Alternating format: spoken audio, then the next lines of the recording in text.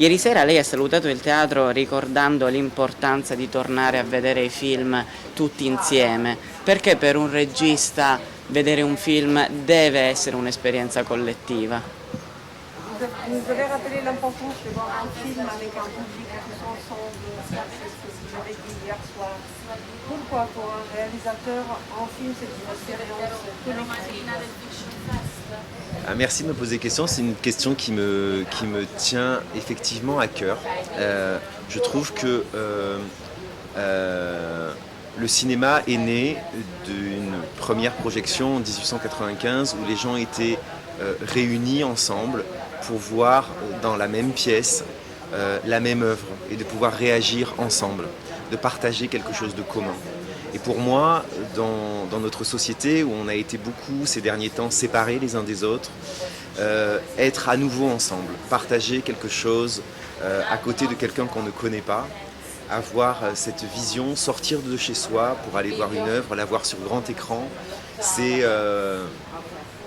pour moi très important, c'est l'essence du cinéma, d'avoir ce partage.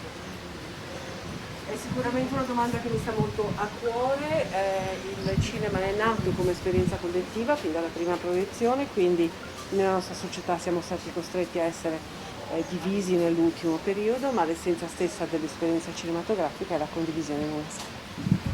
Je suis d'accord. E come ha convinto Catherine Fro a partecipare al suo film? Comment vous avez convaincu Catherine Fro à être la protagoniste? Alors, elle a lu le scénario, donc je pense que le scénario, là, elle a quand même globalement convaincu. Elle a demandé à me rencontrer et j'ai continué à lui expliquer ce monde des roses, qui est vraiment un univers à part entière. Et elle a été très touchée, au-delà des roses, par les relations humaines qui se tissent entre les personnages et aussi ce thème de la famille, des familles qu'on crée, des familles qu'on se constitue au-delà du lien biologique. Ha sicuramente letto la sceneggiatura che le è piaciuta, ho chiesto di incontrarmi, a quel punto le ho parlato senz'altro dell'universo delle rose, ma in particolare è rimasta colpita dai rapporti umani che sono descritti nel film attraverso i vari personaggi che ovviamente ruotano attorno al suo personaggio.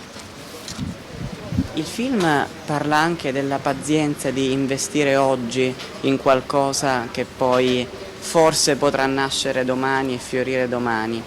Quanto c'è in questo la sua esperienza di regista in relazione alla creazione dei film? Le film parle aussi de l'importance de s'aimer quelque chose aujourd'hui pour le voir naître. È un po' alla tua sinistra. Est-ce qu'il y a un parallèle dans le métier d'un réalisateur, dans la naissance d'un film qui prend du temps? Oui, oui, je m'aperçois de plus en plus de ça. Je m'aperçois qu'en fait, le film, au-delà de parler de la création de Rose, il parle de toute œuvre de création, qui demande du temps, qui demande certes un talent, mais qui demande aussi beaucoup de travail et qui a cette part d'aléatoire, parce que lorsqu'on crée une rose, on n'est jamais sûr du résultat, on n'est jamais sûr que les gens vont l'aimer, qu'elle est digne d'un concours. Donc il y a toute cette passion, mais aussi cette part d'inconnu qu'il y a dans toute œuvre de création, dans sa réception. Et le film, il parle effectivement du travail qu'il faut, de ce goût, de l'excellence, d'essayer de rester indépendant dans la création. Et pour moi, c'est des choses en tant que cinéaste qui me parlent beaucoup, qui sont très importantes.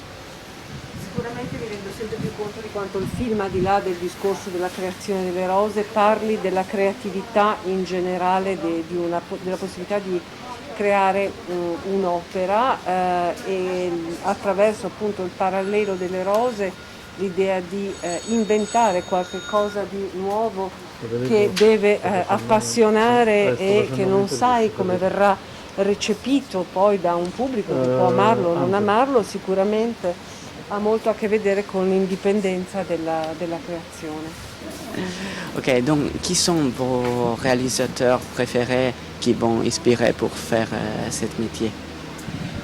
En fait, moi je ne suis pas du tout issu d'une famille de cinéma. J'ai une culture assez populaire du cinéma, une culture aussi qui m'a été transmise à la base par la télévision. Et donc j'ai aussi forgé une partie de ma culture à la télévision avec ce qu'on appelle en France le cinéma de minuit, qui montrait un cinéma classique Et il y a des réalisateurs qui mettaient l'acteur au centre de leur film, les grands comédiens au centre de leur film. Je pense à Renoir en France, à Capra, je pense à Ozu, je pense à tous ces réalisateurs qui ont mis l'humain au centre de leur film. Et c'est ça qui m'a donné envie de faire du cinéma. J'ai vu aussi qu'il y avait Philippe Leguet qui a collaboré au scénario. Pourquoi vous avez choisi exactement Leguet, qui est un réalisateur que j'aime particulièrement? Oui, en fait, Philippe, c'est quelqu'un qui a beaucoup de finesse, mais qui a aussi une grande culture littéraire. Et je trouvais qu'il a aussi dans la vie cette sorte d'élégance, cette extrême politesse. Et je trouve il était juste par rapport au film. J'ai travaillé uniquement quelques mois avec lui, mais il m'a fait part de son expérience. Il m'a fait des retours sur le scénario, ça m'a aidé. Et il m'a toujours incité à garder en ligne de mire cette importance de la beauté dans le film.